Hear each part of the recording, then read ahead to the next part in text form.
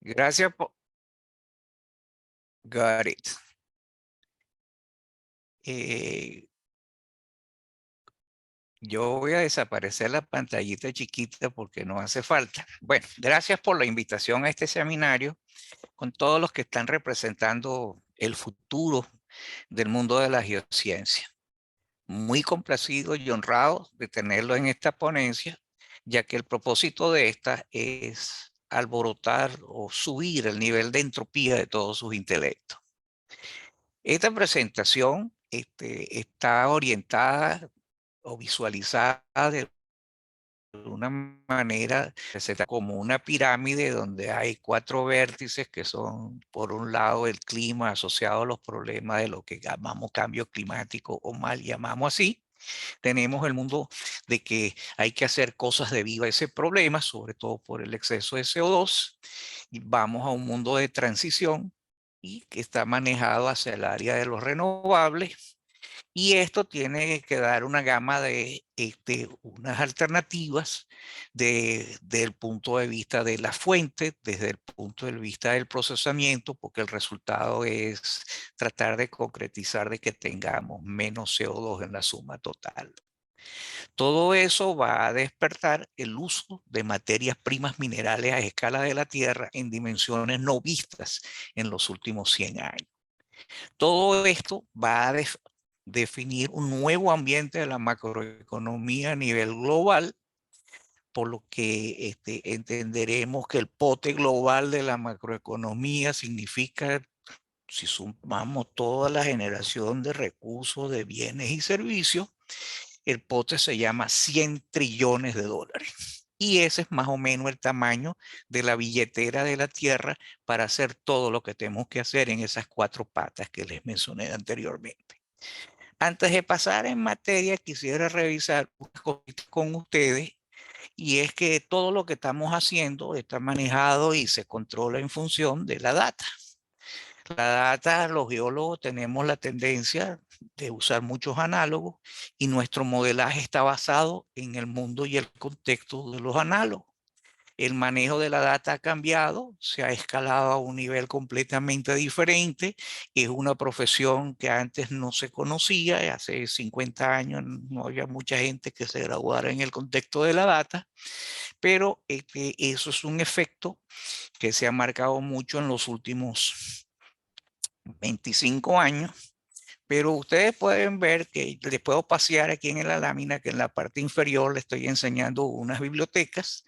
Esta biblioteca, la pregunta que hay que hacerse es que toda la información y lo que es realmente data sí ha sido realmente ya cargada, porque el problema de lo que se genera hoy es una cosa y generalmente queda su respaldo en digital, pero mucho de lo que está metido en estas bibliotecas no existe. Y peor aún si me voy a la biblioteca de Sakai, en el monasterio de Sakai, que queda allá en el Tíbet, donde hay una pared que tiene 60 metros de largo, 10 metros de alto, ¿okay? Y todos los documentos que tienen aquí tienen más de 1000 años de antigüedad. Y yo me pregunto, como cualquier geólogo se lo pudiera hacer, ahí habrá un mapa mucho más viejo que el mapa que está aquí a la derecha. Ese mapa representa en realidad, déjame cambiar de puntero aquí un momentico porque no me gusta este puntero. Ya, modo presentación, ayudaría mejor. Cambio el puntero, opciones de puntero, vamos a ir a un láser. Y este mapa que está aquí es el mapa más antiguo que se conoce, que es un mapa que tiene 32 siglos y es con relación a una mina de oro que queda en Egipto. Entonces yo me pregunto cuántos mapas que están aquí sobrepasan este mapa y cuándo lo voy a tener en forma digital montado en el sistema. Significa que tenemos todavía una tarea enorme, y nuestro efecto milenio, que solamente guardamos lo que existe y generamos hoy día, pero lo previo hay que tomarlo en cuenta. ¿Por qué hay que tomarlo en cuenta? Porque todos los sistemas de análisis de data son relativos al tiempo de cuando se ha ido almacenando la data. Y ese es un problema mayor que nosotros tenemos actualmente cuando estamos trabajando en este contexto. La otra cosa que quiero hacerle ver, que todo el mundo de la data en geociencia se maneja en un doble contexto. Un primer contexto que hay aquí es el contexto del 4D, significa que tiene los 3D que representan X, Y, Z del espacio. Estamos en el mundo del GIS. Y el cuarto D es el mundo del modelaje, y el modelaje lo puedo hacer hacia adelante y lo puedo hacer hacia atrás. La otra cosa que tenemos que considerar que no es una sola disciplina, y aquí estoy en las 4G, estoy mezclando tanto la geología, la geofísica, la geoquímica y la geomecánica para entender mucho de los problemas. Y la geomecánica no es solamente desde el punto de vista petrolero, sino que estoy hablando de la geomecánica astral, porque nuestros problemas actualmente están más allá del límite de lo que estamos observando. Dentro del contexto del planeta Tierra, muchas de las cosas que suceden en la Tierra están relacionadas a regulaciones que nuestro propio sistema solar nos está imponiendo. Todo esto nos permite hacer mapas, pero todo el trabajo que nosotros hacemos aquí, si no podemos venderlo y podemos transmitirlo con una función de dinero, difícilmente conseguimos el financiamiento de los proyectos. Y esa E que está metida en ese círculo rojo significa el dinero. Dinero existe, hay para los proyectos, para la investigación, y si no existen en Venezuela, existen en algunas agencias internacionales, en organizaciones de diferentes tipos, en universidades. Hay muchos sitios donde ir a escarbar dinero. El dinero no es solamente manejado por los presupuestos de los estados, sino que también la industria privada también mete la mano, y muchas de las compañías petroleras en este momento están dedicadas a ese tipo de cosas. Entonces, en el mundo de las geociencias tenemos que la mayor parte de nuestro equipaje viene de información que obtenemos de datos de afloramientos o datos de subsuelo, y hay que no olvidar que la parte satelital, ahorita el mundo del GIS satelital es una cosa que hay más de 6.000 satélites dándole la vuelta a la Tierra en este momento, ¿no?, almacenando y retransmitiendo datos. Todo esto en este momento ha pasado y ha escalado a la inteligencia artificial y al e-learning, como se conoce hoy en día. Y aquí, para no olvidarnos, estas son maneras que, si ustedes quieren ir a escarbar de lo que les estoy diciendo, es esto. Pero antes de todo, quiero decirle, hay señores y gente como este señor que está aquí, que se llama Emil Argan, que es Mr. 3D. Este señor, mucho antes que la gente empezara a hablar de la tectónica de placa como la vemos hoy, este señor murió en 1940 y él hizo un mapa que iba desde el extremo del Finisterre de Portugal hasta el extremo de Vietnam, y demostrando que todo en el mapa, en su diagonal, ponía todo como si fuera una sola cadena montañosa que estaba desarrollándose. Y esa cadena montañosa él le hizo 30 cortes, y en esos cortes estaban las subducciones, las aberturas oceánicas, todo sin nombre, pero estaba dibujado. Por eso que un mapa vale más que 1000 palabras. Tan fuerte era el hombre, y lo llamamos el Mr. 3D, que este diagrama que ustedes ven aquí es el diagrama de la Napa Penina en Suiza, que es un sinclinal volcado doblemente, y él lo dibujó en 3D. Ese señor no tenía computadora, no tenía realmente sino tinta en varios recipientes, y con un pincelito iba a pintar el mapa. Este señor ganó el premio del mejor trabajo publicado en el Congreso Mundial de Geología en 1928 en Suiza, y ese mapa abarcó toda la cadena montañosa desde Portugal, recorrió todos los Alpes, atravesó el mundo del Sagro, los Himalayas, y fue a tener al extremo de Vietnam, como si fuera todo una sola cadena que se venía formando hoy. Bueno, este señor le enseñó a dos señores que están aquí, que fueron formados dentro de la educación suiza, que fueron dos célebres petroleros. Este más pequeño se llama Carlos Krames, portugués, y este es un suizo que se llama Albert Bally, igualito que los zapatos. Estos señores vendieron una idea y la mantuvieron, e hicieron énfasis que lo primero que debíamos estar claro es qué estamos buscando, porque lo que estamos buscando es lo que vamos a encontrar. Es difícil encontrar algo muy diferente a lo que tú quieres buscar. Eso era por un lado. Pero cuando tú buscas algo, tienes tu cabeza cargado de modelos e ideas para forzarlo o para tratar de que se cumpla lo que tú tienes en la cabeza. Y ese es el cuidado enorme que tenemos que hacer con nuestras observaciones con los datos, porque estamos empujando y puyando las teorías.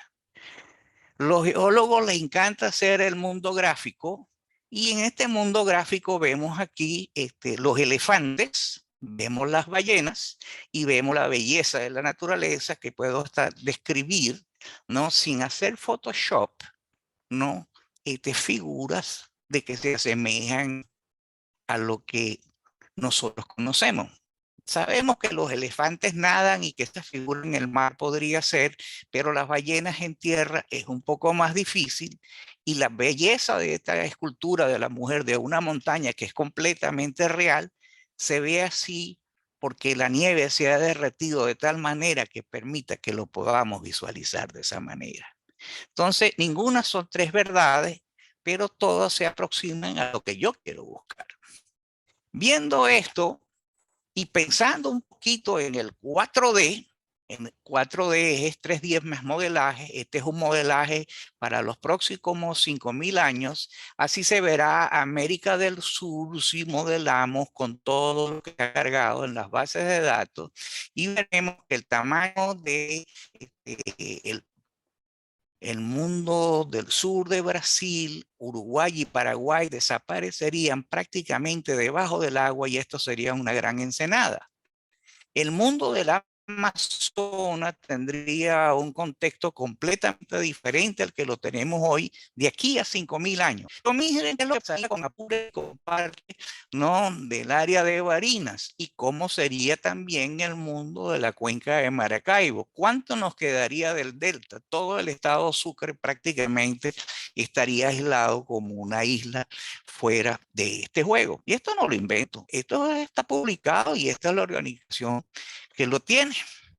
Entonces no estamos diciendo de que el mar progresivamente como lo vemos de lo que viene sucediendo desde los últimos 10 años para acá, está subiendo alrededor de 1 centímetro, ¿ok? Por año, significa que en 1.000 años habrá subido 10 metros y en 5.000 años habrá subido 50 metros. Para que lo tengan de referencia, el puerto de Ciudad Bolívar está 15 metros sobre el nivel del mar hoy día. Imagínense subir otros 35 metros Ciudad Bolívar, gran parte de la ciudad estaría debajo del agua. Primer golpe bajo, tenemos que visualizar eso. Eso es parte de nuestra imaginación, parte se paró la grabación. Cuando estábamos pequeñitos, cuando estábamos pequeños nos pusieron a trabajar y nos dijeron, señores, el petróleo se busca en los antiformes, en los anticlinales, en los altos.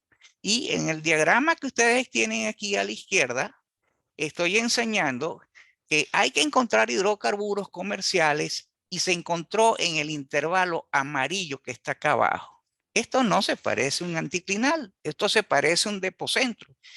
No, si yo voy casi a mi jefe y le digo que voy a perforar un pozo en el fondo del hoyo, el jefe me dice, mire, tienes mejor trabajo en recursos humanos o en administración, porque el petróleo se busca en los altos.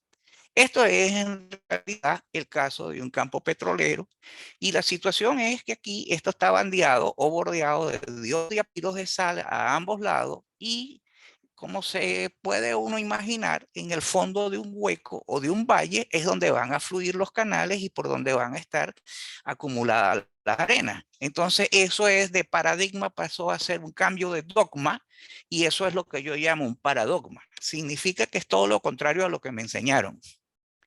Esto está publicado, esto es de un compañero de estudio de Jack Neal y esta es una revista de Schlumberger, ustedes las pueden buscar.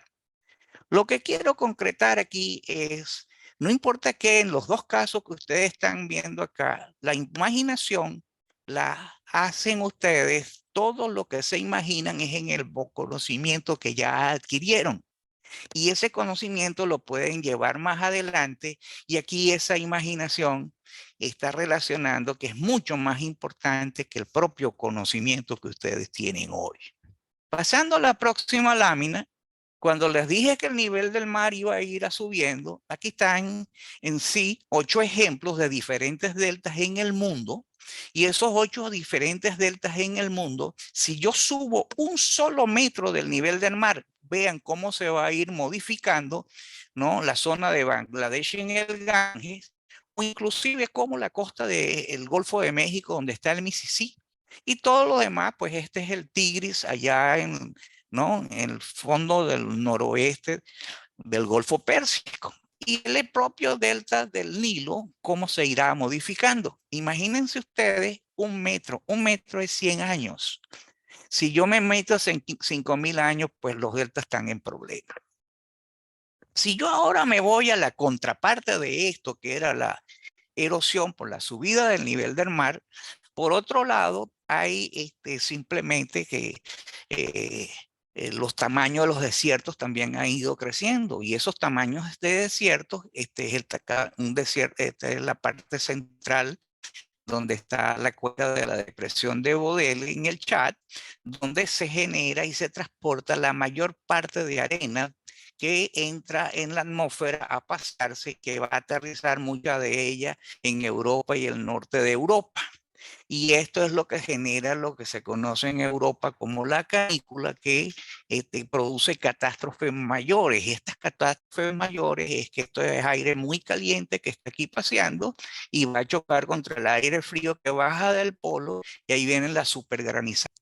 Ese aire caliente que está en la atmósfera hace de filtro y lo que hace es forzar a bajar la temperatura a bajar las temperaturas. Este lago que ustedes ven aquí, está aquí, es este lago que está acá, este es el lago de Chad, que es el lago que está aquí, y este es un lago que es salado, ¿ok? Si quieren pueden estudiar toda la mecánica asociada a ese lago, pero lo importante es que es el mayor suministrador de arenas que nos manda para la atmósfera y que no hace un efecto albedo en la atmósfera. Si sigo analizando un poco la historia y nos dicen, no, es que el cambio climático, eso es una cosa que está forzado porque el hombre está haciendo unas cosas que no debe hacer. Entonces vamos a ver cuándo el hombre cuenta y cuándo no cuenta en esta parte de la historia. Para una persona como Felipe, 1.200.000 años, aparece en la primera cantera de puntas de flecha. Significa que no conozco otro animal que el hombre que hace flecha. Significa que ya tenía probablemente dominio del fuego, debía tener cacería a la vista, por eso que hacía flecha. Entonces, eran sus cuchillos de la época. Pero el hombre no era de una proporción de distribución muy grande sobre la Tierra. La otra cosa que también tenemos que tomar en cuenta es el hombre. Cuando fuimos a la escuela, en el liceo, nos dijeron, entró por el estrecho de Bering hace 13.000 años. Resulta ser que ahora aparecieron allá en Nuevo México unas huellas que tienen 28.000, más de 23.000 años. Estas fechas que le estoy poniendo aquí las van a recopilar dentro de poco, porque me voy a migrar, ok, a otra fecha. Estas fechas que están aquí son las fechas de la última glaciación y es la última glaciación que hizo. La última glaciación pues estaba en el norte de Europa haciendo un gran efecto, tuvo su pico y comienzo de hielo a años, murieron muchos elefantes y hasta elefantes bebés y todo eso fue preservado en la tundra. Pero lo que no se puede olvidar que para aquella fecha, 11.000 años, el hielo cubrió y mató los elefantes, pero también mató la vegetación y esos elefantes comían de 400 kilos de al día, entre grama y ramas y todo lo que quieran, y esos elefantes fueron atrapados en el hielo. Significa que en esa zona, cerca del Polo Norte, no había hielo, sino grandes extensiones, muy vegetados con árboles bastante grandes. Y en el norte de Canadá podemos ver fotos donde hay árboles que tienen 4 y 5 metros de diámetro que está debajo del hielo. Así que la historia de que antes era todo mucho más frío, hace 11.000 años a lo mejor no era tanto frío y hasta era más caliente porque los elefantes estaban mucho más al norte comiendo ramitas verdes. Esto es el sitio donde este elefante chiquitico fue encontrado en el mundo de la Siberia, en el norte de Siberia. Pero me voy a referir a otro problema, que es a la subida del nivel del mar causada por el deshielo. Esto que está ya aquí es un gris marronuzco, es la isla de, ¿no?, Inglaterra, y esta es la isla que conforma Irlanda, y esto que está aquí es la costa norte de Europa. Hace exactamente 6.000 años atrás, todo esto era tierra. Significa que estos eran ríos y estos eran deltas de corte estuarino. Y esto que está aquí es las líneas de donde estaba la vegetación. Entonces tú me dices, tú me estás enseñando lo que se llama el Doggerland, y el Doggerland yo no sabía de él, pero los holandeses, en 1930, este señor hizo el mapa de la costa muy pegadito a la ciudad de Ámsterdam, y la ciudad de Ámsterdam queda aquí, significa que es el pedacito del mapa de esta costa, y puso a qué profundidad estaban las turbas, y las turbas son ambientes paludables que están expuestos. Entonces significa que aquí está la cantidad de metros para llegar a la turba. Aquí estaba a cero hasta profundidades de 16, 15 metros. Eso quiere decir que durante esa época, esto tenía una gradación o una inclinación de la turba hacia abajo, o la cantidad de compactación con el tiempo ha ido expulsando el agua y por eso se ve un poquito más hundida hacia el mar. Esto es muy importante tenerlo en la cabeza porque esto es lo que refleja los sitios donde el mar ha invadido 100 metros en 11.000 años. Es el producto del deshielo. Si sigo avanzando, aquí pasó algo que yo no esperaba. Ustedes ven el problema de la presentación aquí. Bueno, esto lo que refleja, algo pasó aquí se corrompió esto. Sí, Eh, Dale escape. dale es que ya a ver si sale. No, eso fue que hiciste no, hiciste un picture, print screen y te salió puede ser que sí, puede ser que no, pero no importa. Esto que está aquí es los ciclos de Milankovitch. Los ciclos de Milankovitch están referidos a 40, 20.000 años, que es Colócale, Felipe, por por la... favor, colócale en modo presentación. Disculpa. Tienen razón. Entonces uno ve que hay una época interglacial y la época glacial, cada una de 11.000 años, que es lo que estamos midiendo de 11.000 a 0 hacia la derecha, y esto era durante la fase de glaciación. Esos ciclos duran alrededor de 22.000 años la mitad, y el total del ciclo dura 40.000 años, y esto es lo que está reflejado aquí en este ciclo de 40.000 años. En este momento, estos están relacionados a un problema que es de corte astral. Esta es una cosa que Milankovitch los estudian los estudiantes de estratigrafía secuencial, lo adaptan a la sísmica y empiezan a entender cómo funcionan las subidas y las bajadas del nivel del mar, y estamos viendo que esos ciclos han sido reportados, funcionan para los primeros 6 millones de años sin ningún problema. Y esto se debe a la inclinación de la Tierra y a la excentricidad de la Tierra y a la oblicuidad de la Tierra. Entonces, cuando empezamos a poner esto, ya pasó 5 millones de años, los hombres no estaban por ahí, los que tiraban flechas estaban hace 1,5 millones, y en realidad lo que estamos hablando últimamente son de los 11.000 años. Y los 11.000 años en realidad es nada más que un ciclito de esto que está aquí. Estamos viendo esta parte de la grabación que tenemos de nuestra historia. En la Antártida se han hecho esfuerzos enormes para ir a medir, ¿verdad?, las anomalías de temperatura dentro de los núcleos de hielo. Y entonces los núcleos de hielo se han estudiado para las épocas del verano y para la época del invierno. La verano en rojo, inviernos en azul.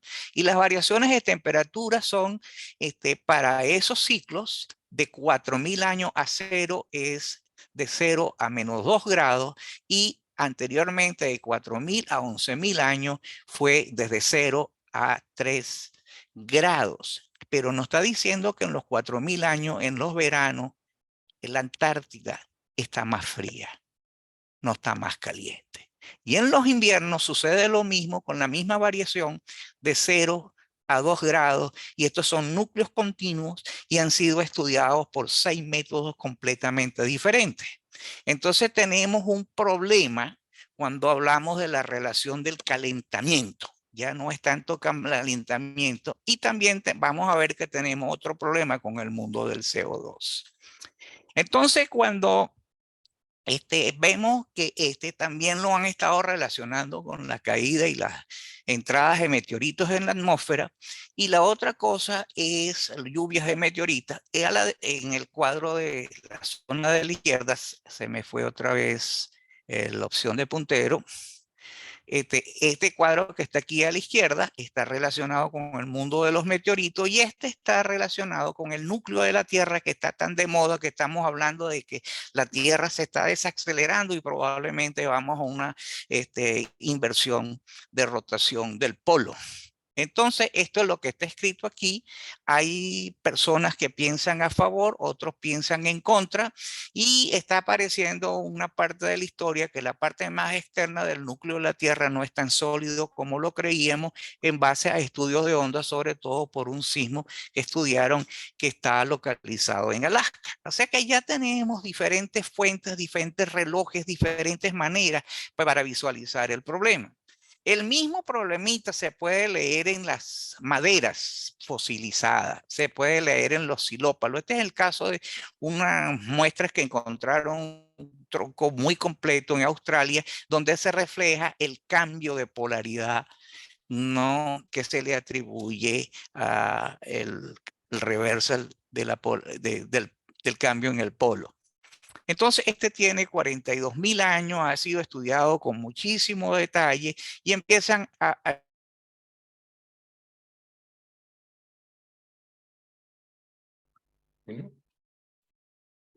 Felipe, creo que perdimos el audio. Sí, Perdimos el audio, sí. ¿Aló? Ajá, está bien. Perdimos el audio un momentico. Puedes continuar, por favor. Ya seguimos. Entonces, una de las cosas que podemos también deducir de acá, en los 5 millones de años, el hombre no estaba ahí sino por los primeros 200.000. No estaba sino en este pedacito que está acá, ¿no? Entonces, esto es lo que vivió el hombre en 220.000 años. La otra cosa que tenemos es que la variación nunca ha sido superior a 10 grados. Y lo otro que estamos viendo, entre más CO2 tenemos, es que más vegetación tenemos. Y ese es un tópico que voy a tocar un poquito más adelante. Y vegetación hay que tener cuidado, porque hay que meter en las algas que están en los océanos y en los ríos, son parte de la ecuación. Y están todos los problemas, que si el efecto albedo, que si la inclinación, que si la actividad del sol, el efecto de los volcanes que hacen un efecto albedo porque meten una nube en el cielo, los meteoritos también hacen su factorcito. Entonces, total, eso que estamos viendo hoy, ¿cuántas cosas mezcladas tiene? ¿Qué hemos separado realmente del problema? Entonces, aquí hay 3 caricaturas que me gusta mucho enseñarlas. La primera es que los medios, ¿no?, ven por un huequito, ven que está cayendo agüita del tanque y dicen, pues sí, está lloviendo y usted me mintió a mí. Mientras que la ciencia ve la cosa en diferentes magnitudes, a diferentes escalas, y te está diciendo unas cosas, pero tú lo que quieres ver es solamente lo que te enseña el huequito de estas ventanas de la Antártida, o el huequito de lo que tú puedes ver dentro de los sedimentos. Y la mayoría de los estudios se basan en 60 años de medición, jugando con el niño y la niña, y dicen que hay un tren de calentamiento que oscila, ¿ok?, con un incremento que va desde el año 1975 de 0.2 y aquí ha subido 1,1 en 60 años. Y ya hemos hecho todas las hipótesis al respecto, ya hemos hecho modelaje 4D. Lo interesante es que cuando un geólogo le pasa los datos al historiador, el historiador se molesta porque habla de cosas que sucedieron hace 5.000 años y los historiadores no tienen más de 500 años de escritura. Entonces ya estamos cambiando los órdenes de escala de la visión del problema. El último Little Ice Age, pequeña edad de hielo, finalizó en 1680. Las emisiones de CO2 antes de la revolución industrial eran mínimas. Las emisiones van a ser más evidentes desde la Segunda Guerra Mundial. Este señor concluye que el tren del CO2 es bastante improbable que sea generado por los hombres. Este señor está escrito aquí y dice, vamos a tener que revisar. Cuando lo vemos en un contexto más global todavía y analizamos 65 millones de años, significa del Cretácico al reciente, uno ve claramente que el tren de la superficie, de la temperatura en superficie ha ido bajando, no ha ido subiendo. Y aquí están insertando los fenómenos mayores de la existencia de la calota de la Antártida, el tamaño de la Antártida, la parte del Ártico, y aquí empiezan a decir una cosa que mucha gente no toma mucho en cuenta. El Sol maneja el mundo de la temperatura, los océanos la distribuyen y las tectónicas con el control de los océanos hacen que se vean las variantes. Este es un gráfico muy bueno, aquí está la referencia, es muy reciente. Yo creo que vale la pena que ustedes vayan a relacionarlo para que pongan los efectos de la concentración de CO2 y de metano.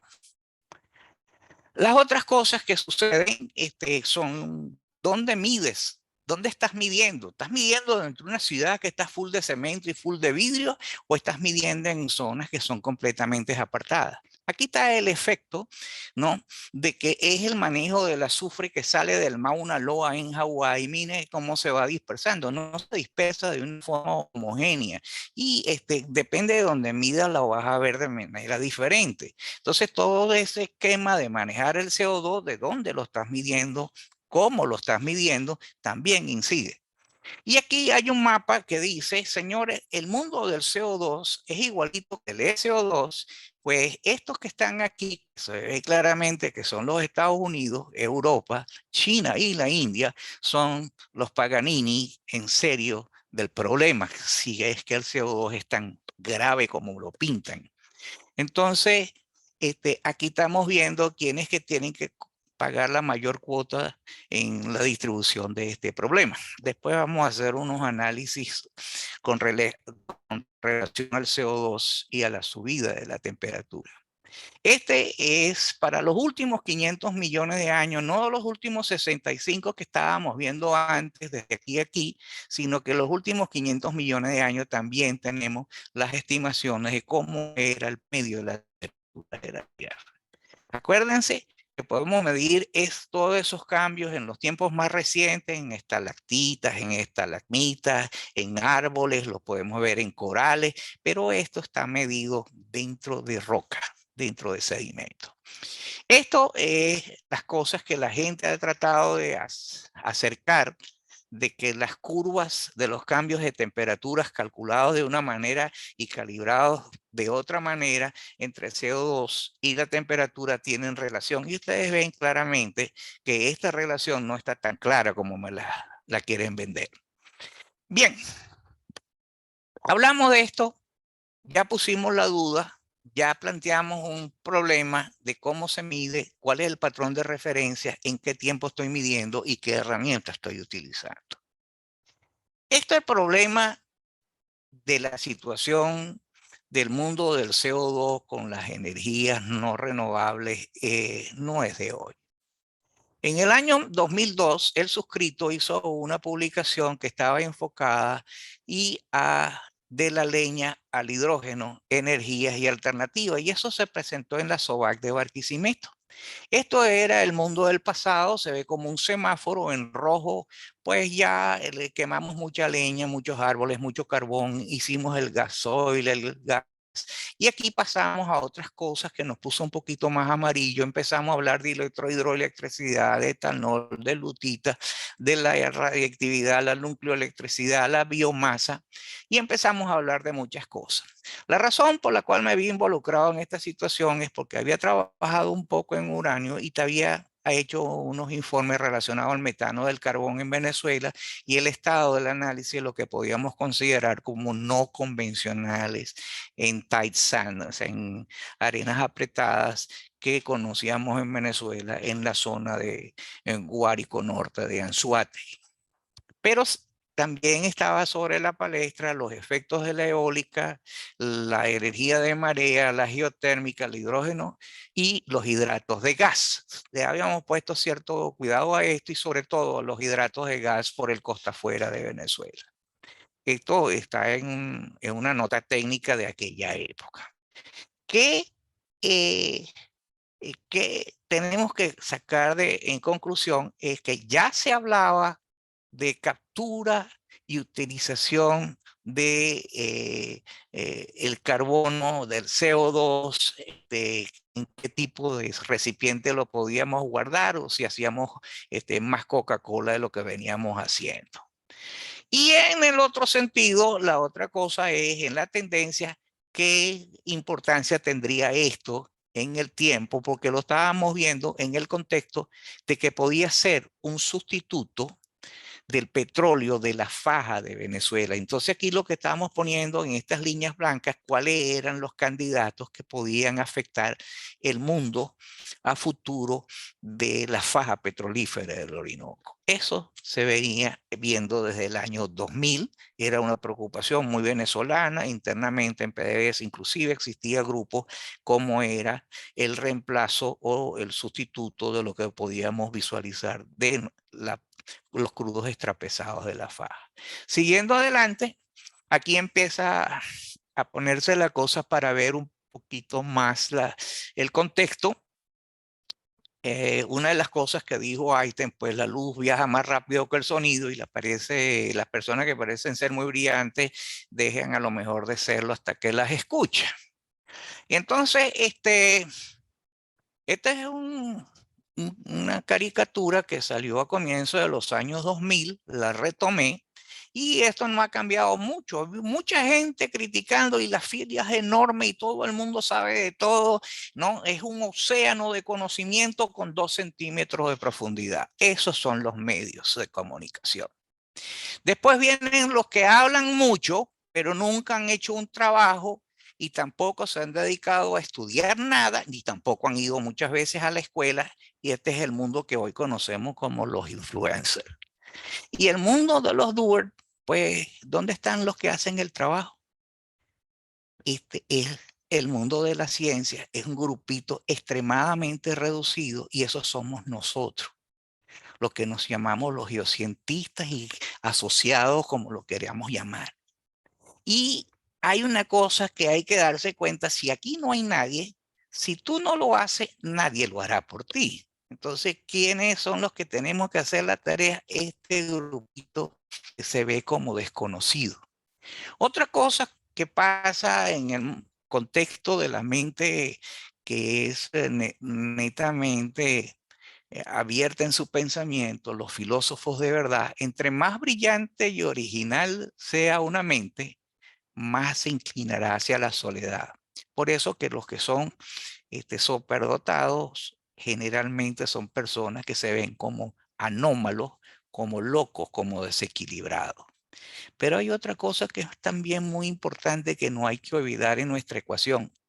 Había personas como un señor Julio Verne, que no era una mente tan brillante, pero se reunía con los del vecindario que eran brillantes y tenía visiones y nos sacó hace más de un siglo una cantidad de cosas que hoy los vemos andar. Pero eso ya los visionarios, los científicos de hace 100 años ya habían pensado en el submarino, habían pensado en el cohete, ya habían pensado ir a la luna. Entonces, lo que sí quiero llamarles la atención, que la visión hacia el futuro es mucho más difícil que jugar con la visión del retrovisor. El retrovisor es cuenta pasada, está apagado con una huella que registro, que grabo, que mido, que cuento, pero ¿cómo voy a hacer las cosas a futuro? Hay que ponerle el ingrediente de la creatividad adicional, que a lo mejor no lo tengo. Y aquí vamos ahora en la presentación en serio.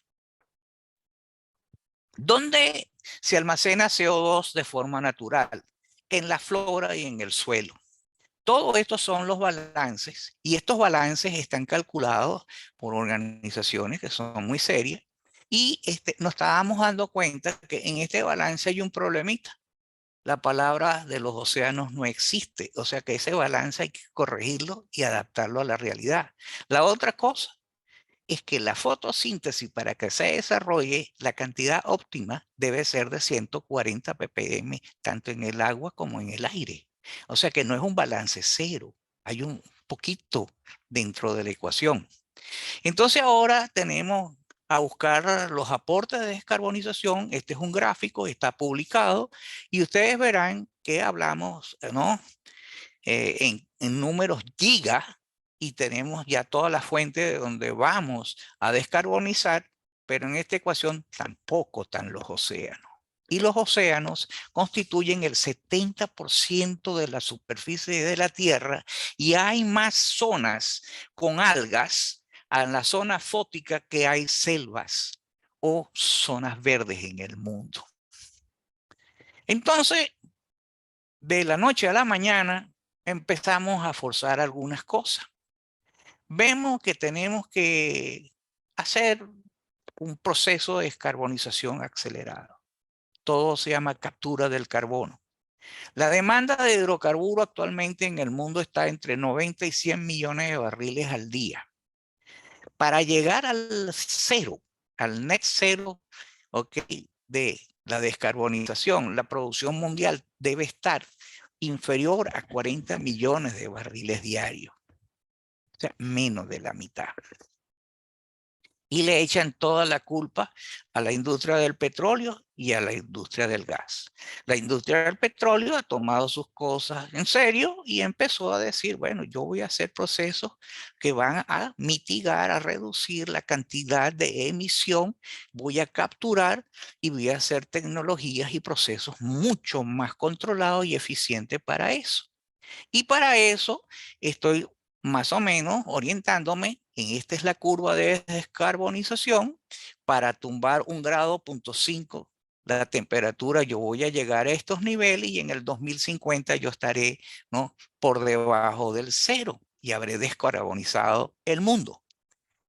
Pero estamos hablando que el petróleo seguirá marcando la pauta hasta más allá del 2045, así que los mundo del petróleo pues tienen todavía por delante más de una generación donde no van a dejar de ser el primer jugador de la partida. En cualquiera de las proyecciones del mercado energético, y estoy hablando de más de 20 de ellas, así se ve. Después del 2045, después del 2050, y mucha gente dice que después del 2060. El mundo de los hidrocarburos ha prevalecido por más de 150 años. El amigo Rockefeller hizo su imperio desde hace aquella época, relativamente ha seguido más o menos esa pauta, enseñó y todos los demás hicieron algo muy parecido. Las emisiones del CO2 del sector energía, cuando vimos el mapa en Python hace un momentico, vimos que había 4 zonas en el mundo: Estados Unidos, China, la India, ¿verdad? Y Europa eran los grandes y subordinado estaba Brasil. Tenemos que darnos cuenta que las emisiones de CO2 en Estados Unidos es 16 veces más que el promedio de todo África. Así que la carga de distribución de descarbonizar no es simplemente imponer a las compañías, sino que es una cuestión que la están manejando los propios estados se ve como un problema de cada país. Entonces, esa fase de descarbonización, tumbar la cantidad de dióxido de CO2 o de lo que se conoce gases invernaderos, pues tienen que pasar por varias etapas, y entre las etapas que tenemos que considerar, pues aquí tenemos todo el ciclo del CO2, y podemos ver que tenemos que cambiar la manera como transportamos, cómo hacemos el recobro adicional de hidrocarburos y cómo no debemos hacer ni flaring, ni hacer cosas de liberar a la atmósfera, ni contaminar los acuíferos. Y tenemos un problema de almacenaje, y tenemos que también considerar de que alguna parte de ese CO2 tiene un valor agregado y que tiene que seguir siendo utilizado como un producto o un subproducto a diferentes niveles de la industria. Yo le voy a dar un ejemplo de una compañía donde yo pasé cierto tiempo de mi vida, y le puedo decir que desde el año 2021, Schlumberger al 22 cambió de nombre. Ya no se llama Schlumberger, se llama SLB. Esa es la mayor compañía de servicios petroleros del mundo, una compañía que genera más de 500 patentes al año aprobadas. Y ya como compañía se reorganizaron hacia el hidrógeno, el carbono, la geoenergía, la geotermal y las baterías de litio. O sea, que esta es una compañía que era de servicios petroleros, y de la noche a la mañana, en el 2021 al 2022, se transformó en una compañía de energía. Ya no es una compañía de servicios petroleros. Ustedes, ahora en adelante, el futuro tiene que verse no dentro del mundo petrolero, sino dentro del mundo de la energía. Se tienen que ver que están completamente cohabitando con hidrógeno y el carbono, que es los dos elementos de los hidrocarburos. Hay que ponerlos en sintonía y sacarle el jugo a las alternativas que podemos disponer. Hay un mundo de oportunidades. Geotermal también lo voy a tocar, y al final voy a ir sobre el mundo del litio. Estos son los diferentes procesos que uno puede utilizar a la derecha y a la izquierda haciendo este tipo de cosas. Pero en realidad no quiero entrar en esos detalles porque ustedes van a tener la presentación. Sí les voy a decir que se está viendo donde en el mundo de las peridotitas hay posibilidades de obtener trampas donde se contengan hidrógeno, y esto a escala mundial va a haber mucho dinero porque el mundo del hidrógeno está cogiendo cada vez más fuerza junto con el mundo del secuestro del CO2, y es donde está el dinero a futuro, los proyectos a futuro, y aquí es donde hay que abrir los ojos. ¿Qué más va a venir o qué pienso yo que van a venir? El peso de la solar no estaba considerada en el diagrama de este estilo que les mostré, y el que viene es el mundo del helio. Pero prepárense. Yo me imagino como Julio Verne que si yo puedo sobreponer, ¿no?, 30 fotos en 40 minutos de toda esta cantidad de relámpagos, pues imagínense si soy capaz de almacenar esa energía. Voy a tener que empezar a pensar cómo recupero energía de los cometas, de los meteoritos, e incluido de los rayos cósmicos. Y eso no creo que la NASA se esté escapando de eso en este momento. Yo creo que está muy clarito, y todo esto está sobrepuesto a nuestro mundo de la descarbonización. Entonces, ahora el mundo ya no es de los hidrocarburos.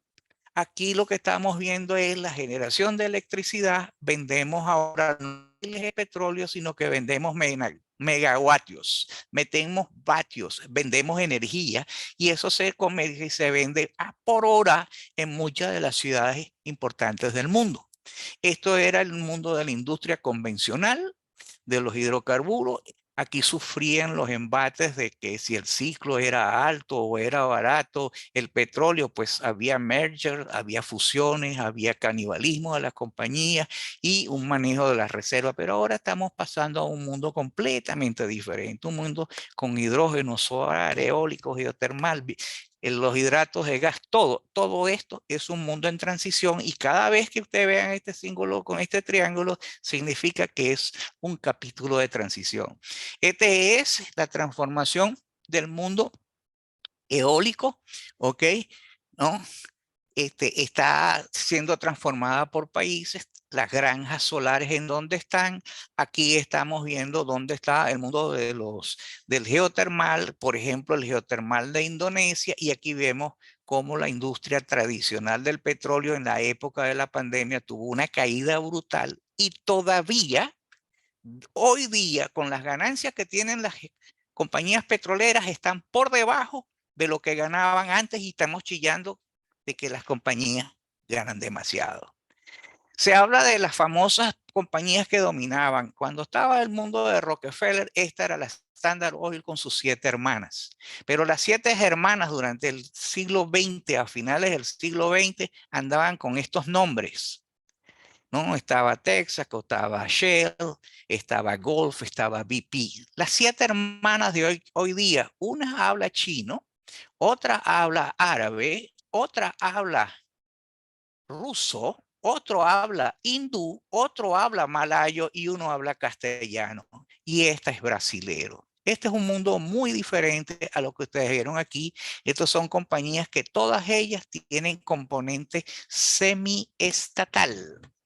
Ya las grandes compañías independientes no son los marcadores de referencia. Hay que buscar algo más y hay que compararlo. Estas son las comparaciones de las compañías tradicionales. Las compañías tradicionales no ganan lo que están ganando estas que están aquí. Estas ganan más. Lo que sí ha sucedido en el mundo, que es un cambio grave, grande, no grave, grande, es que las compañías tradicionales que eran independientes se han ido al offshore, se han ido a aguas profundas y están evitando trabajar en tierra. Concesiones y bloques en tierra no es su mayor interés y como tienen la tecnología se quedan costa afuera, pero no olviden lo que ya estas que están aquí, tanto esta como esta que está aquí en el offshore y esta que está acá, Petrobras, Petronas o los chinos están metidos en participaciones offshore profundo en serio. Aquí tienen una distribución de la producción de gas, la producción de petróleo y la producción de carbón y estamos viendo que esto es lo que realmente se está produciendo más o menos al día. Este es lo que se consume al nivel mundial en un año, 35 billones de barriles. Y el año pasado, y este es el del año pasado, hubo 178 descubiertas y solamente se incorporaron recuperables la mitad de lo que está aquí. O sea que no estamos consiguiendo reservas frescas que sean al menos lo que consumimos. Significa que la vida del petróleo va a ir decayendo. Y de los 178 pozos, 81 solamente fueron al baile del mundo comercial. Esta es otra transición que hay que entender que va a estar sucediendo. El caso de Guyana, que es nuestro vecino, va a ExxonMobil con su 5º FPSO.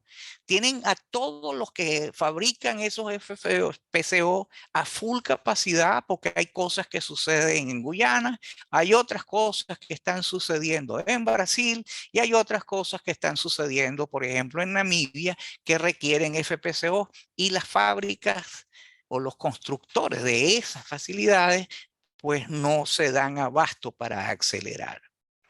¿Ok?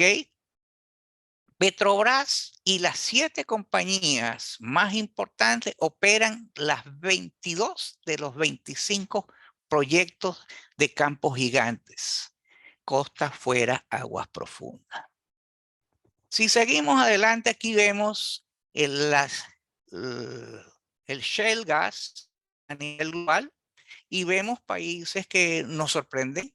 ¿Y por qué nos sorprenden? Porque países como el mundo de Abu Dhabi, ADNOC, está lanzándose en el mundo de los no convencionales también. No están perdiendo esa oportunidad. Estamos viendo que las compañías de servicios tradicionales de los últimos 25 años no están a sus topes de sus capacidades y más bien aquí están las 3 más grandes. Ustedes pueden ver, están recuperando. No sé qué valor tendrá este año, pero ahí hay trabajo y ahí hay que ponerle los ojos también. Bueno, ¿qué es lo que sucede realmente en hoy? ¿Y cómo se va a ir nuestra macroeconomía? El mundo es global, es flexible y está económicamente regulado desde varios puntos de vista.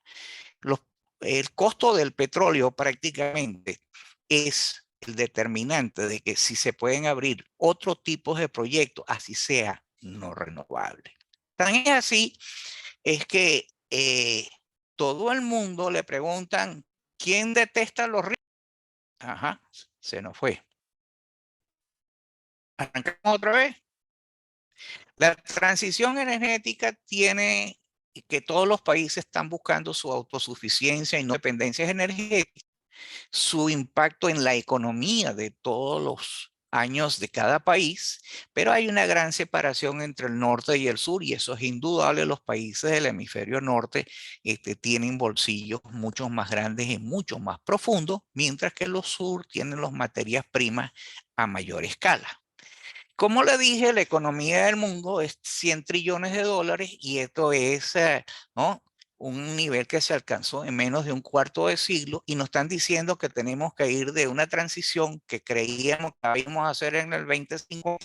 Los políticos dicen vamos a hacerlo del 20 a 30. Ok, hay dos maneras de ver esto.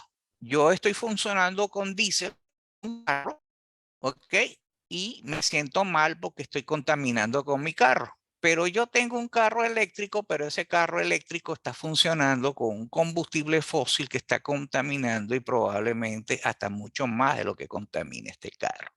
Pero de todas maneras, porque cambié las reglas del juego para el mundo de la energía, lo que son los renovables, que es este piquito que está aquí en la producción actualmente del año 2021, y esto es lo que es todo lo demás, está aquí como no, ¿no? Como no renovable.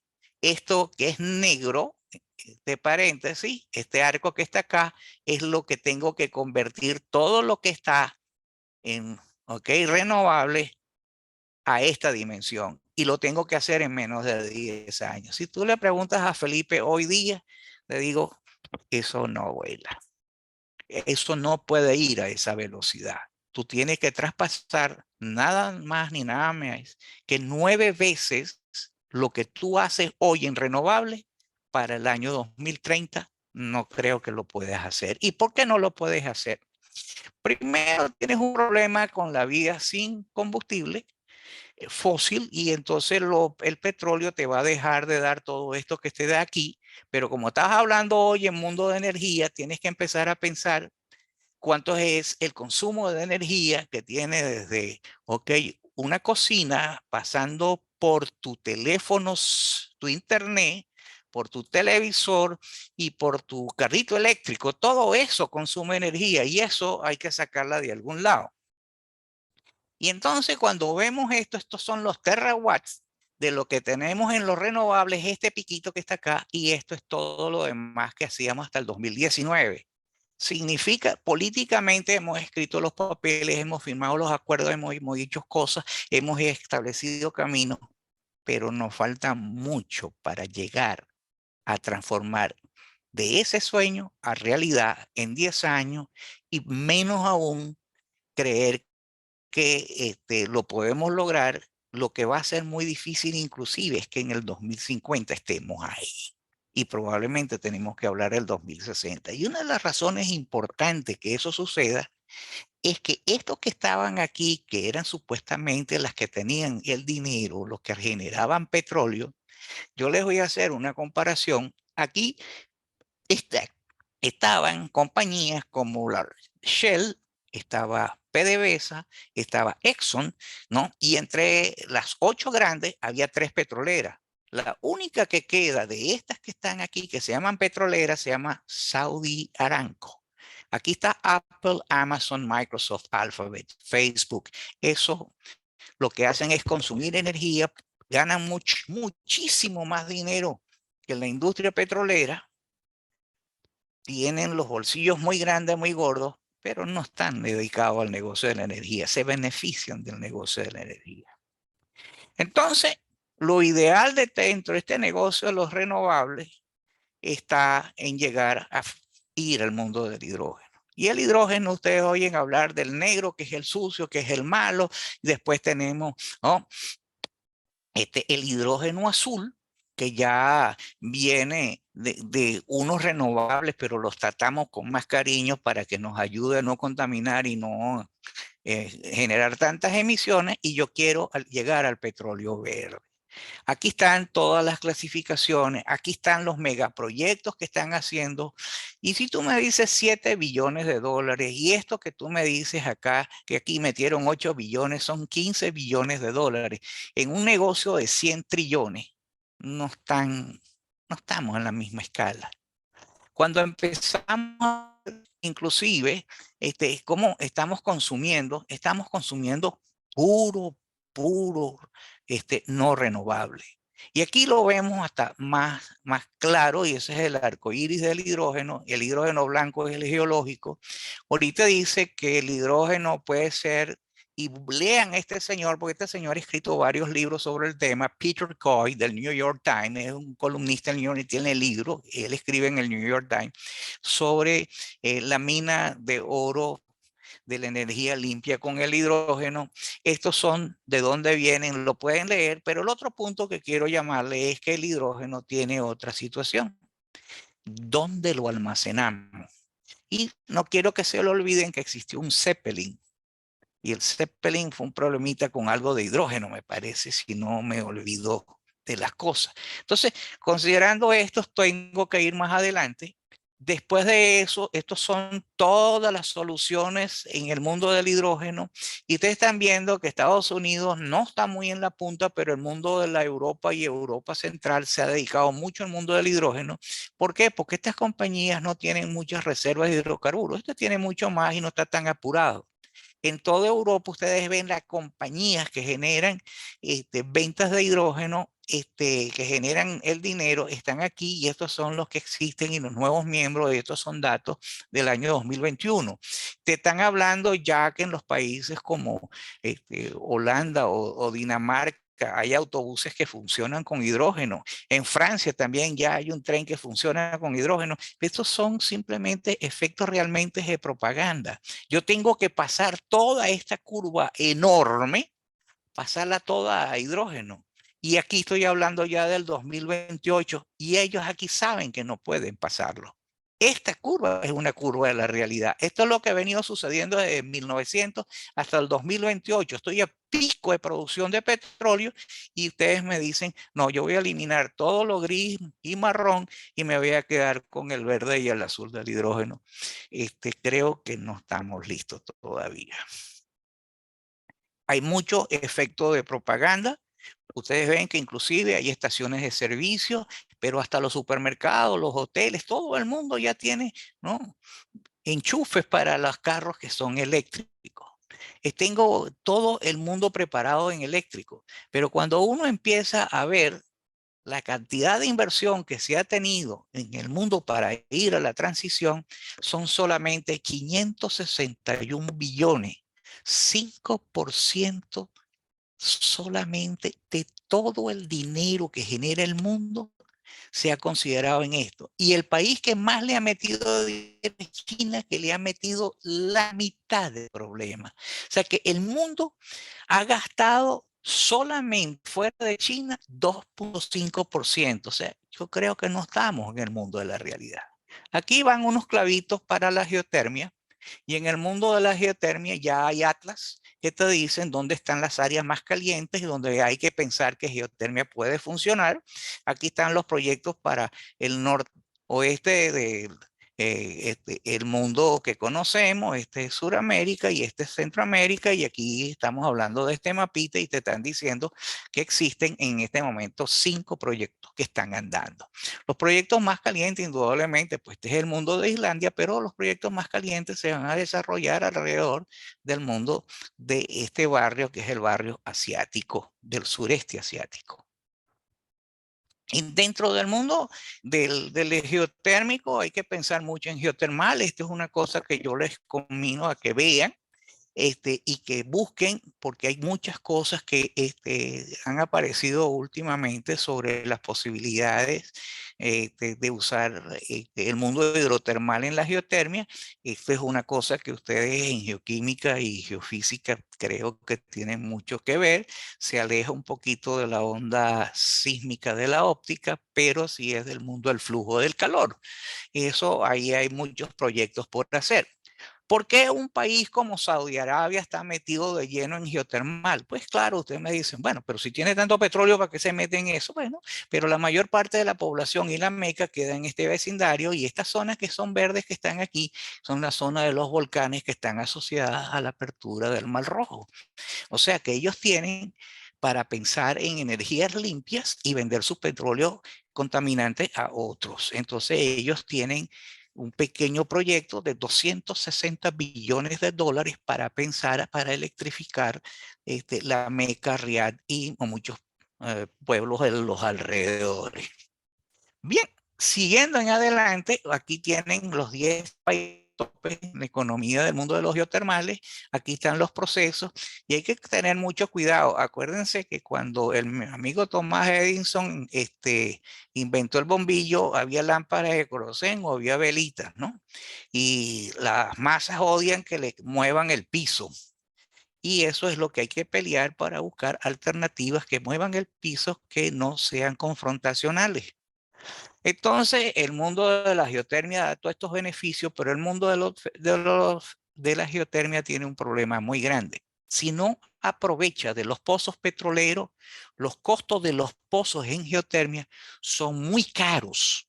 Las inversiones inerciales, si yo tuviera que hacer pozos, es el 75% del costo del proyecto. Y además, para pozos tan calientes se necesitan revestimientos especiales, se necesitan revestimientos para altas temperaturas, se necesitan revestimientos contra la corrosión, y eso no son tuberías baratas. Estos pozos son mucho más caros que los petroleros en el caso de tratar de compararse.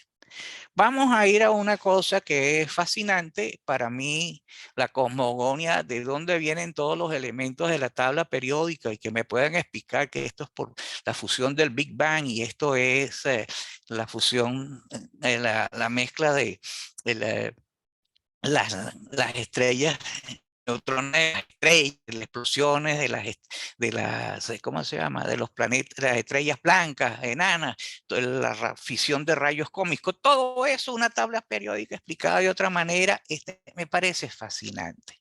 Pero lo que me parece más fascinante es esta mujer aquí, que a los 25 años de edad hizo un doctorado y le dijo a todo el mundo, que las estrellas estaban compuestas casi todas, incluido mi amigo el Sol, de hidrógeno y helio. Y estos son los combustibles de la jugada. Por eso que el helio va para el baile. Esta señora en aquella época fue puesta de lado porque eso estaba en contra de la corriente, porque todo el mundo decía que el Sol y los planetas tenían la misma composición y que no eran ni de hidrógeno ni de helio. Así que no es únicamente Marie Curie, sino que hay mujeres de otro campo que también existieron. Esta fue la primera profesora titular de la Universidad de Harvard. Lean un poquito la historia de ella y será fascinante para que le entren al asunto. La otra cosa que pasa dentro del mundo de la cosmogonía, que a mí me sorprende, es que recogieron una muestra de un meteorito que cayó en Marte que se llama Teasing, y ese meteorito es el que contiene más compuestos orgánicos reportados en meteorito alguno que tenemos en la colección en nuestras manos. ¿La vida dónde se formó? Pregunta. Empiezan las dudas. Si yo tengo el mundo de las estrellas con hidrógeno y helio, otra pregunta. El Sol manda rayos cósmicos parejos. ¿Quién lo está capturando? Los astronautas, cuando salen en la estación espacial, tienen que tener cascos especiales porque le producen cáncer, pero ese es un tipo de energía que hay que empezar a pensar, que no es solamente el problema de la nucleoelectricidad. Vienen cambios y transiciones muy grandes en el nucleoelectricidad. Los franceses tienen el reactor más grande que están construyendo en el país no es un reactor, no, normal, sino que es un reactor de fusión, no es de fisión. China lanza a una campaña de construir 28 reactores nuevos. Estados Unidos 2, que están terminándose y tenían 93 y ahí va China a empujar la nucleoelectricidad completa. Y Japón recupera sus 7 plantas nucleares y las puso a funcionar desde el problema del conflicto de Ucrania. Significa que la nucleoelectricidad también está en transición. Cuando veo esto, los que son capaces de hacer este tipo de cosas del mundo de la nucleoelectricidad tienen que ser los países más avanzados, los más automatizados, los más robóticos. Y empezamos a ver países como Corea del Sur, Japón y Alemania eliminó su programa nuclear. Y ustedes ven que la producción de electricidad de Alemania en nuclear es virtualmente nulo. ¿Ok? Y aquí lo que parece sorprendente, que aquí hay un gráfico muy interesante donde está China. China está como de número 9. Van a ver cuánto va a brincar China de aquí a poco. ¿Ok? Entonces tenemos otro detalle que es muy interesante. Queremos ir al net zero, cero, ¿ok? Emisión de CO2. Tenemos que hacer mucho más inversión, ya lo dije. Tenemos que ser mucho más pro hidrógeno y tenemos que secuestrar mucho más carbono. Y por eso decimos que voy a generar muchas baterías eléctricas y que voy a cambiar mis carros a eléctricos. ¿Ok? Yo necesito para fabricar mis baterías eléctricas esta proporción de elementos de la tabla periódica. Y aquí te está diciendo cuánto es la inversión anticipada y cuánto es lo que falta en la inversión. Y en minería hay que invertir entre 360 y 500 billones de dólares. Este es lo que nos está dando la oferta. Esto es lo que es la demanda. Para hacer el trabajo necesitamos esto que está aquí. Esto sería para el cobalto. Miren cuánto nos falta acá. Y entonces el grafito es uno de los puntos más débiles y China es el mayor productor de grafito por un rato largo y el grafito sintético le va a tocar a los demás. Aquí tenemos el mundo del litio. Este es el famoso salar de Atacama y el famoso salar de Atacama, Chile, Bolivia está aquí montado en este baile. Aquí está el mundo de Sonora en México, que no aparece aquí, y tampoco está apareciendo este mundo de Estados Unidos que está relacionado a los famosos lagos salados, ¿no? Del Basin and Range de los Estados Unidos, donde Tesla está apuntando mucho. Y también la amiga India ha aumentado este nivel de reservas considerablemente. Aquí están los grandes del litio en el mundo. Entonces, por ahí vienen los tiros, creemos, pero a la hora de la verdad, las baterías de litio durante todo este tiempo, desde el 2013 hasta el 2021, fueron reduciendo sus costos hasta el 2022 que subieron los costos. Esto prendió la voz y la alarma y lo que está llevando ahora es que la gente va a sacar unas baterías de sulfuro de sodio que van a reemplazar las de litio. Entonces, este es el mundo de la producción de litio proyectada. Si esto pasa a ser una verdad, toda esta historia va a cambiar porque va a haber un sustituto completamente diferente, ¿no? Y se está ensayando también fuera de lo que es el proceso con agua salada, el mundo de la batería, ¿no? Con hierro. Esto está en proceso de evaluación.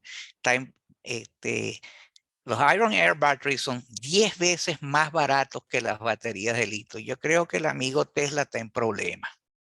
Las realidades de nuestro mundo es que tengo muchos materiales, minerales, o hidrocarburos que tengo que producir y que todavía no lo estoy produciendo y tengo que prender las alarmas en muchas cosas. Pero una cosa es dónde se producen y otra cosa es dónde se procesan. Y esa gran diferencia, pues, marca de dónde se va a establecer el punto de control de los precios de lo que está sucediendo. Entonces, este es una cosa que no hay que dejar de mano porque no es solamente el productor, porque el caso, por ejemplo, de Chile y Bolivia, los chinos tienen gran participación de lo que está aquí. Y fíjense que la mayoría de las cosas chinas tienen más del 40% en todos los casos, ¿no? Y en los elementos de tierras raras tiene hasta más del 80%. Y aquí no está incluido el grafito. Aquí estamos viendo cuánto es por cada uno de los elementos que debemos pensar y tenemos que pensar en cosas tan despiadadas como ir al fondo del mar a explotar nudos de manganeso o de formas primitivas para obtener el bendito cobalto. Estamos hablando que las inversiones hasta el 2030 están en el orden de 800 billones de barriles, 800 billones de dólares para la minería. Significa que todo el mundo que trabaja en yacimientos minerales tiene comida, tiene futuro, tiene expansión, pero hay que estar en el país correcto para hacer algunos trabajos o hay que preguntarse en el mundo de Venezuela cuáles son las posibilidades. Hay que hacer el análisis. Este es el caso de China con las tierras raras, pero ahora ya me voy a ir despidiendo de la presentación. La parte que está más allá de la transición es el proceso de concientización que tiene que tener la gente. Tenemos un nivel de barrido a hacer de palabras mayores. Todo el mundo dice, esta basura no es mi basura, pero en el fondo es mi planeta. Mejor la vas recogiendo porque si no vas a tener un problema de otra magnitud. Esto que está aquí superficialmente, esto es un área donde se están haciendo frac. Y el frac está haciendo inducción sísmica, que está haciendo terremoticos que están contaminando las napas freáticas y ese es un problemita que va a haber que controlar. La quema de gas todavía para control del mundo del CO2, fíjense que hay que ponerle un poquito de cuidado al asunto. Aquí este es un mapa traspuesto. Este mapa es el de arriba, incluye el área del Golfo Pérsico, Egipto, Libia y Argelia. Y esto sería el barrio del mundo de los rusos. Y este es el mapa que está acá abajo, es el mapa de Sudamérica. Y nosotros aquí en la faja nos están apuntando claramente que tenemos un problemita de secuestro de CO2 a la vista y quema de gas. La otra cosa es esa profusión de paneles solares. ¿Qué va a pasar allá abajo? ¿Qué está pasando cuando hay 6.000 satélites alrededor de la Tierra? Pues yo inventaría una malla de esas de mariposa para agarrar satélites y reciclar eso y ganarme una platica. Chatarra satelital. Pero le digo que hay un problema mucho más serio también a nivel de las napas de agua y los geoquímicos, geólogos tienen que verlo.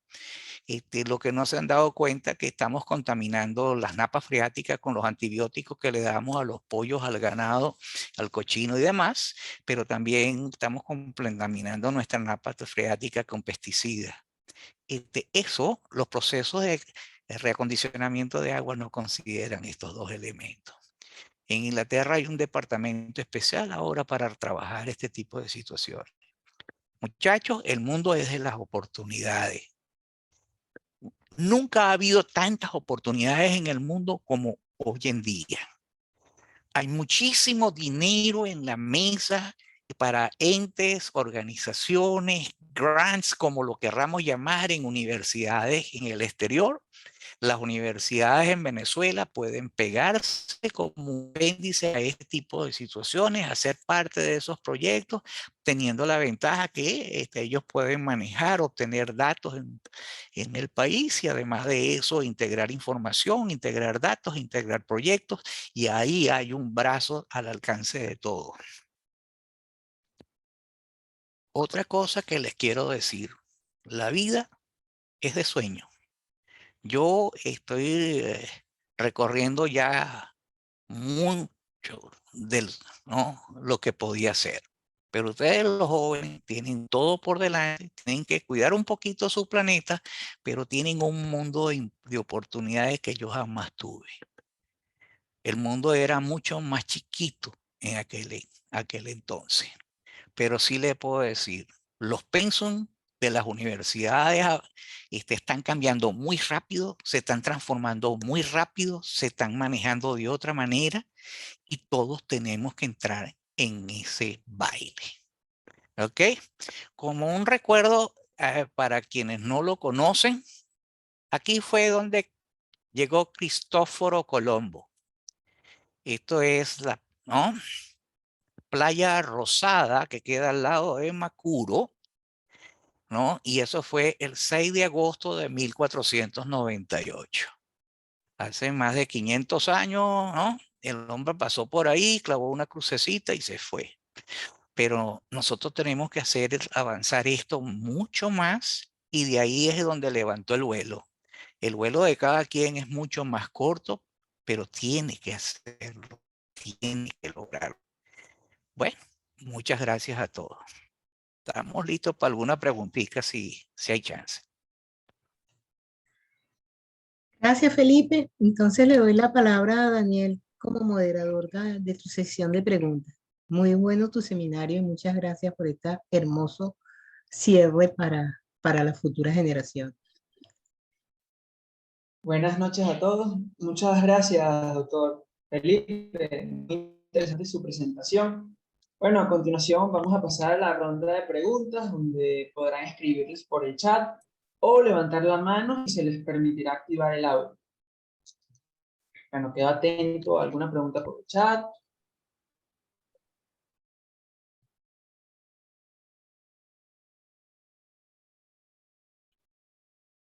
Los comentarios por el chat son que muchas gracias por su presentación. El Disnair Pinto comenta, excelente seminario y disertación, muchas gracias. Juan Flix también agradece, dice gracias Felipe, buenas noches a todos.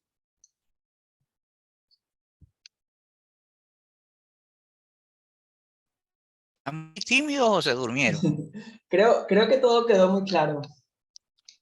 Sí, bueno, déjenme decirles, si cualquiera tiene una pregunta, aquí está en la lámina siguiente, está mi correo, ¿cómo se llama? Mi correo electrónico, me pueden contactar y me pueden pasar las preguntas y veré cómo los puedo guiar en lo que necesiten. Bueno, por acá Maru Arriaga nos dice, yo tengo una pregunta. Adelante, Maru, puedes encender tu micrófono. Muchísimas gracias. Sí, muy de acuerdo con el profesor Audemars, con que ahora es el mundo de las oportunidades. Vamos a por ello. Yo quería preguntar de forma más general si había tomado en cuenta el tema que está teniendo bastante auge últimamente sobre el concepto de economía circular para el reaprovechamiento de materias primas, porque parece esto está tomando bastante fuerza aquí en Europa. De hecho, el pasado marzo, el 7 de marzo específicamente, se reformó todo lo que es la ley de gestión de residuos y ahora se llama ley orgánica de residuos y economía circular, porque bueno, evidentemente estamos dando cuenta que va a hacer falta muchísima materia prima, como usted comentaba, que se va a incrementar la minería, pero también va a hacer falta más, al parecer, de lo que se puede explotar. No sé si había tenido en cuenta este factor o cómo lo ve usted. Bueno, en la penúltima lámina, cuando hablé de reciclaje, de eso es que se trata, ¿no? Cuando hablé que tenemos que aprender a reciclar, es que eso es parte de la ecuación. Todas esas baterías eléctricas que van a quedar en unos depósitos gigantescos van a ser un problema, pero también hay que ver que suceden cosas que se van un poquito de la mano y los gobiernos se las juegan a su manera, ¿no? Como hace 2 semanas, el más grande portaavión que tenía Francia, que lo pasó a desuso, lo tiró al fondo del mar. Entonces, todavía creo que no tenemos completamente controlada la ecuación, ¿no? El portaavión Foch fue hundido, ¿verdad? En el Atlántico como chatarra. Entonces, eso no suena bien.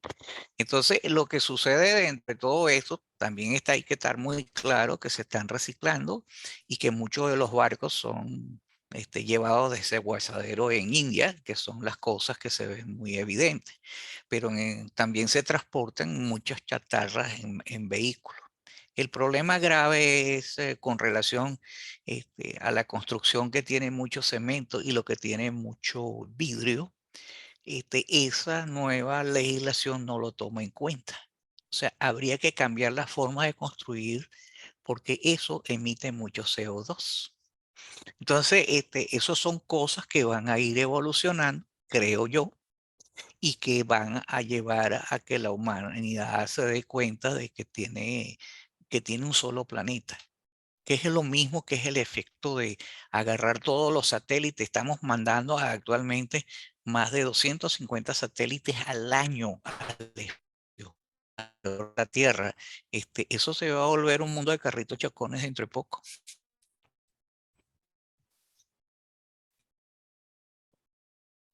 Sí, gracias, doctor. Maru dice, agrega, sí, de hecho, de eso se trata el concepto de ecodiseño, comenta ella.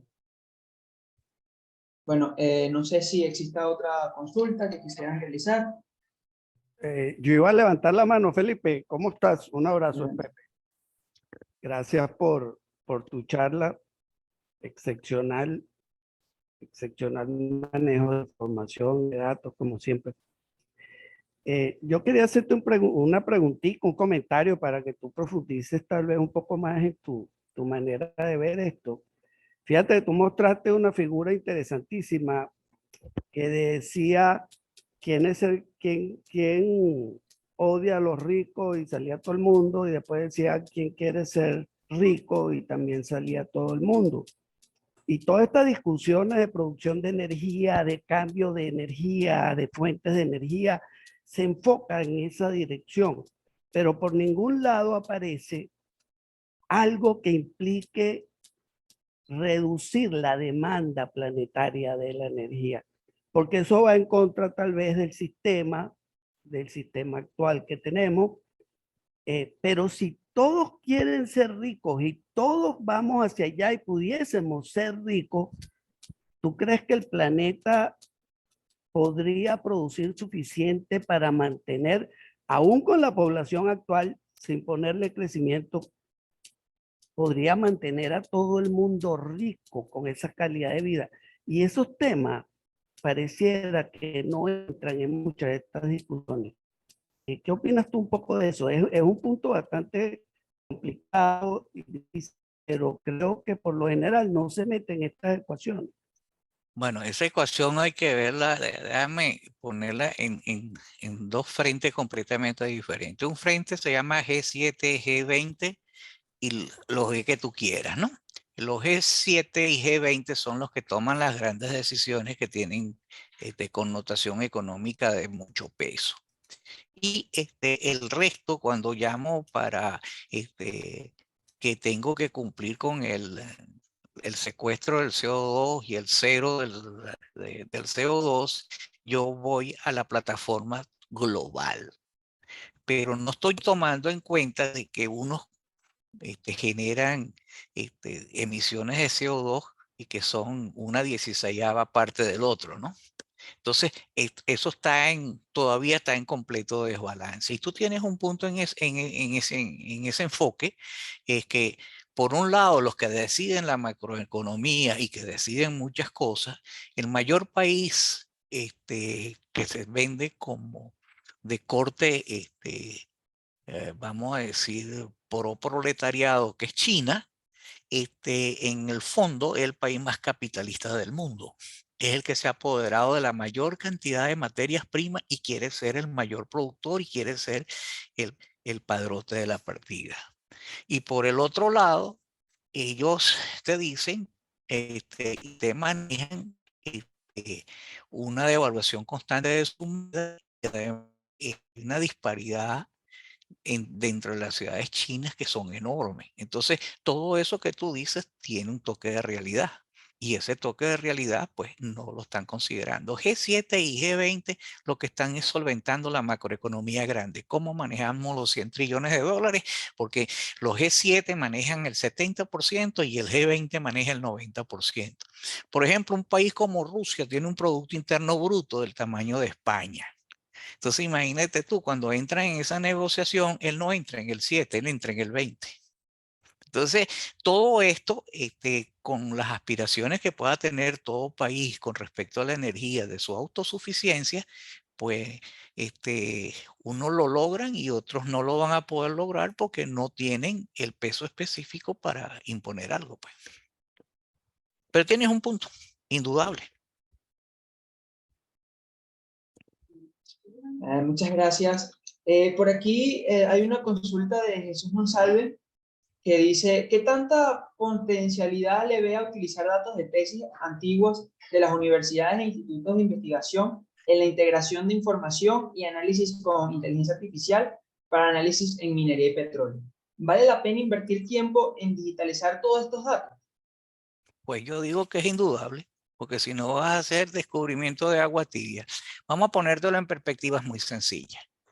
Vamos a decir que el país llamado Venezuela tiene todas sus hojas geológicas a unos 100.000. Si no las tienes completamente digitizadas, tiene ya un problema. Tiene que poner la topografía, la batimetría, la orografía, tiene que poner toda la parte cultural, social, toda la infraestructura, todo, pero también tiene que poner todo lo que es relacionado a la minería. ¿Por qué? Porque en los informes de los ministerios hay una enorme cantidad de datos de cosas que se conocieron. Yo le puedo dar un dato muy sencillo. Cuando yo estaba haciendo la tesis de maestría, estoy hablando 1980, yo vi unos afloramientos en la sierra de Perijá de unos sulfuros masivos muy parecidos a los de Bailadores. ¿Ok? Y eso se llama Caños Los Laureles. ¿Quién de ustedes conocía de ese caso? En la Sierra de Perijá, en un tributario del río Cogollo, hay Elena en granito. ¿Quién de ustedes lo conocía? Si ustedes no van a los informes del ministerio, difícilmente van a poder poner un poquito más allá de lo que esa gente vio hace 20, 30, 40 años atrás. Las campañas de campo desaparecieron, ¿ok? Alrededor del comienzo de la etapa de Calderón Berti como ministro de Energía y Minas. Todas las oficinas, todos los campamentos que tenía el Ministerio de Minas fueron clausurados. Por supuesto, todo ese material, las muestras que fueron analizadas, las muestras en físico, ¿dónde están hoy día? Existen, ¿verdad? Todos esos geólogos y expertos de una u otra manera que estuvieron en esas campañas dejaron libretas de campo. ¿Dónde están esos detalles que levantaron ellos? Esa es la gran pregunta que hay que hacerse. Ahora, ¿cuántas tesis de grado? ¿Cuántas secciones finas? ¿Cuántas muestras se tomaron? ¿Dónde están los inventarios? ¿Dónde está la ubicación? ¿Dónde están las cuestiones ubicadas en su contexto? Hay que hacerlo, el trabajo de nuevo. Eso costó una fortuna. Hoy la fortuna es mucho mayor, más sacrificio y en realidad es una pérdida de tiempo en el sentido que si yo pudiera poner todo eso sobre los mapas, yo tendría la manera de avanzar. Si no lo tengo puesto en ningún mapa, no tengo chance de avanzar. Entonces, ahí hay un trabajo enorme por recuperar una cantidad de información que ya se generó. Los estudiantes hicieron los mapas, los ubicaron en los mapas, las muestras deben estar por ahí, o las muestras están descritas, o los análisis existen. Esas cosas tienen que reportarse. Si no, vamos al agua tibia otra vez.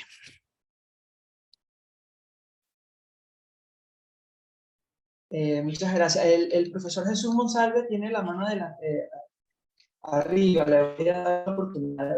Adelante, profesor.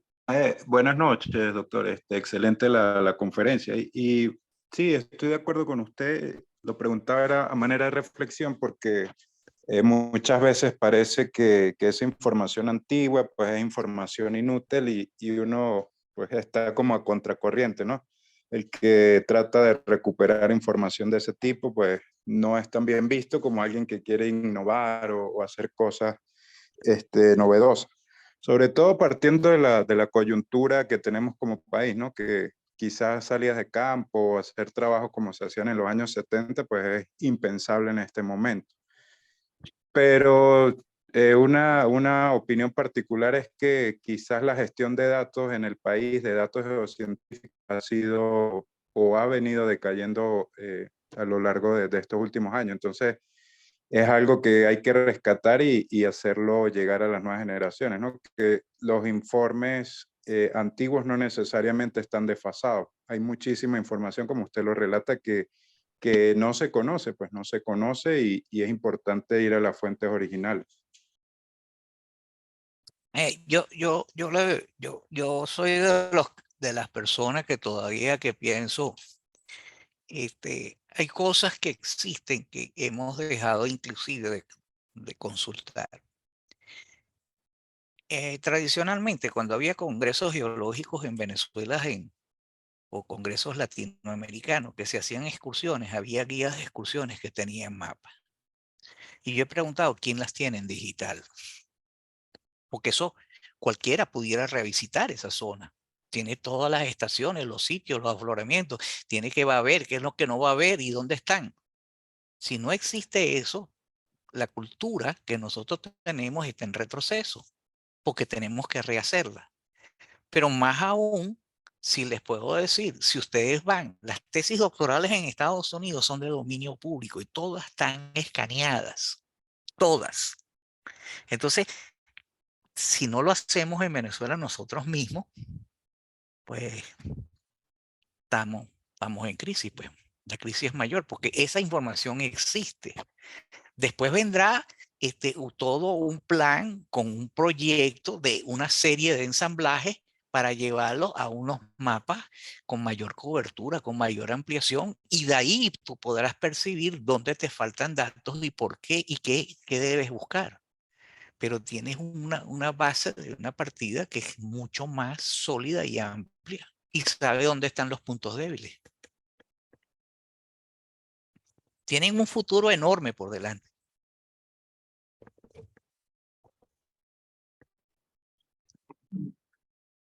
Doctor, por último tenemos una consulta de Manuel Rangel que dice: saludos, profesor, feliz tarde y el mayor agradecimiento por su presentación. Mi pregunta es la siguiente: de cara al problema de la densidad energética de las baterías en comparación a la de los combustibles líquidos provenientes de hidrocarburos, ¿qué alcance le da a usted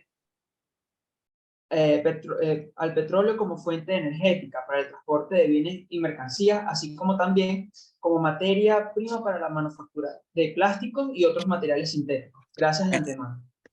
Ok, bien. Eso lo presenté en la lámina que decía que no podíamos eliminar el petróleo y tenemos que pensar que para llegar al net zero siempre tendremos alrededor de 40 millones de barriles si no hay crecimiento. Si hay crecimiento deberíamos estar un poquito más arriba, vamos a decir que 50 millones de barriles para ponerlo 20% por arriba. Pero lo que hay que tener en cuenta en esos 50 millones de barriles es que eso no va a ser precisamente gas, va a ser más que todo líquido en ese caso. ¿Okay? El líquido es, por ejemplo, uno de los detalles que ustedes deben tener en la cabeza cuando hablan del crudo de la faja petrolífera, el Orinoco, que casi todos los crudos de la faja, eh, los que han trabajado sobre los crudos saben que el contenido de vanadio de esos crudos es alto. Y la mayoría de esos crudos, cuando entraban en Estados Unidos, pasaban a la refinería y un subproducto que obtenían era el vanadio. Y el vanadio va para aceros especiales. O sea, esas son las palancas que hay que tener en la cabeza. ¿ok? No es solamente el azufre que hay que desulfurizar, pero el vanadio era en ppm, no era muy alto, pero eso te daba un added, un baño añadido, agregado, para hacer aceros especiales. Entonces, si tú lo quieres valorizar con respecto a la economía venezolana, industria cirúrgica, ese es el caso que tienes que pasar y hacer aceros especiales que contengan vanadio. Entonces, ese es el tipo de cosas que uno tiene que leer, aprender, visualizar y poner en contexto. Esos son ejemplos. Bueno, yo les voy a decir una cosa. Ni soy profesor ni soy doctor. Yo soy simplemente Felipe. Así como ustedes hablan con Pepe y le dicen Pepe, ¿no? El doctor Regueiro es Pepe. Yo soy simplemente Felipe. Muchas gracias, Felipe. La profesora Liliana tiene la mano levantada. Adelante, profesora. Felipe, muchas gracias por tu seminario. Y tengo dos comentarios. Voy a empezar por el último de lo que dijiste de vanadio, porque eso me está dando a mi vuelta en la cabeza lo del vanadio desde que Chevron entra a la posibilidad de trabajar en la cuenca del lago de Maracaibo y bueno, tenemos ahí la mayor reserva de vanadio en los crudos de Campo Boscán, pues, y de Mar y Mar Oeste, y por ahí van a empezar ellos. O sea, ellos están apuntando además del petróleo al vanadio, pienso yo. Y lo otro, que es un comentario no para ti, porque tú lo dijiste de una manera muy clara, pero sí para las nuevas generaciones. En el mundo de los estudios de cambio climático, la mayoría de los investigadores van hacia son químicos, son biólogos, o sea, tienen profesiones donde no muchos son del área de geología. Y entonces, cuando yo leo algún trabajo o escucho alguna discusión, siempre la culpa es de los combustibles fósiles y de todo el problema de contaminación, pero se olvida ese proceso geológico que también produce cambios en nuestro planeta. Y ese es un punto que puede ser de interés para estudio e investigación dentro de nuestras ciencias de la Tierra. Así que un mayor número de estudiantes o de profesionales piensen en el área de cambio climático como una disciplina que necesitamos también que los biólogos estudien. Y por supuesto los bioquímicos, pues, pero los biólogos en sí necesitamos un grupo que diga las ideas sobre la evolución de nuestro planeta en función de ese problema de cambio climático que tenemos. Y bueno, nuevamente te doy gracias por este hermoso seminario. Bueno, muchachos, el futuro está por delante, es de ustedes.